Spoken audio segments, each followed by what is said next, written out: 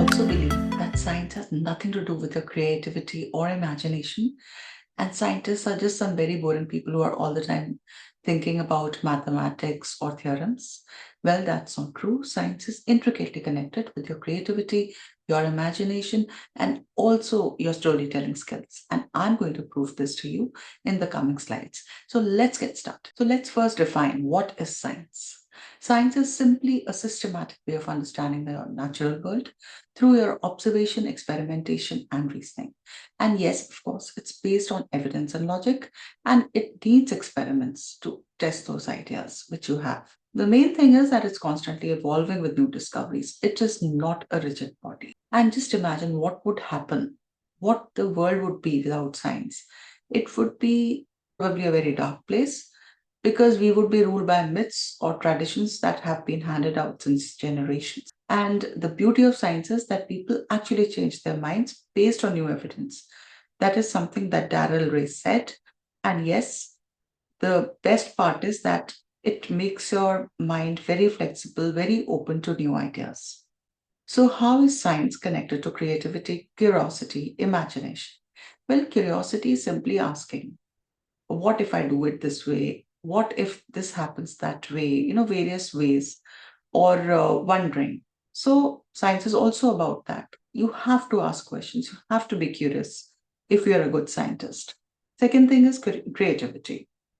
Creativity simply means that your mind is a creative field and you can find unique solutions. In science, also, you need a very creative mind. For example, if you're wondering how to send somebody to various planets, or you're wondering how should I cure this disease, because all the things that I have right now with me, they are not working. So you have to be very creative. The third thing is imagination. Scientists must imagine things that don't yet exist. You have to push your boundaries. If you don't have a fertile imagination, then probably you cannot progress much. So the first example I'm going to give is of Albert Einstein. And his work transformed physics and laid the foundation for modern science. And it completely transformed the way we look at our world, at our planet, as well as space.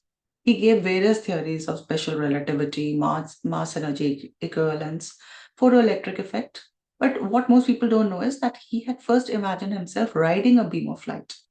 And when he imagined that, then he just thought that classic physics cannot explain this. And that is how he came up with new theories.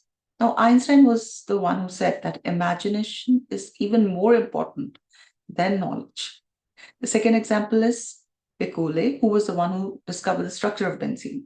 And benzene is right now the most important compound.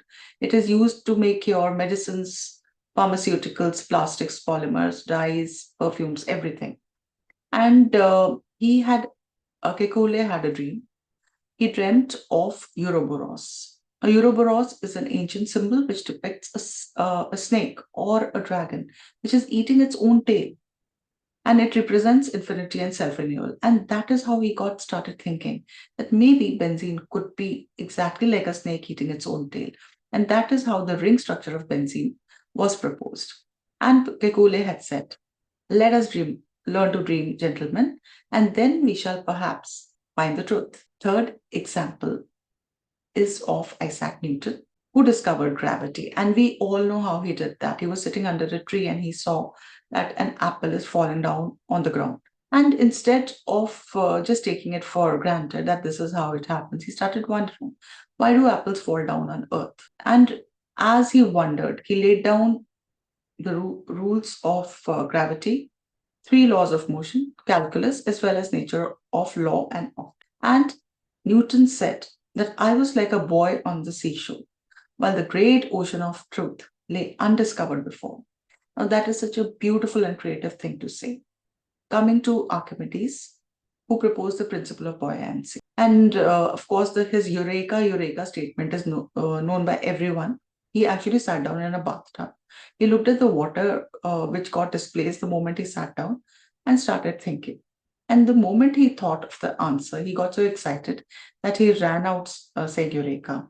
And that is how he gave the principle of Archimedes, that an object in a fluid experiences an upward force which is equal to the weight of the displaced. He also gave the law of lever, Archimedean screw, and mathematics of circles and pi. Archimedes was the one who said that mathematics reveals its secrets only to those who approach it with pure love. Now, coming to Orville and Wilbur Wright, which are also known as the Wright brothers, they are the ones who actually discovered the principles of controlled flight, propeller science, aerodynamics. How did they do that?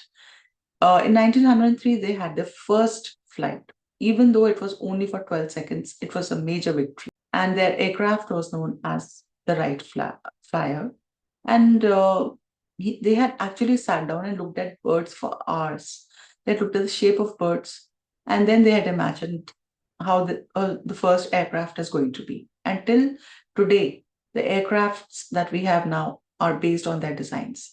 And they had said that if birds can glide for long periods of time, why can't I? Now, the final example is Watson and Crick, who discovered the DNA structure. And not only they discovered the DNA structure, but they also gave the mechanisms of heredity and the foundation of modern molecular biology. And Watson and Crick had also imagined a molecule that could simply copy itself, make several copies of itself. And that imagination led to the double helix discovery. And they had said that we were visual thinkers. We built models because we imagined this. So, in conclusion, science is definitely very, very linked to your creativity and imagination. And you cannot be a good scientist if you don't let your imagination and your creativity loose. And if you have a child who has great skills of creation, then you can be sure that he or she is going to be a great scientist and maybe discover something that is going to change this entire world.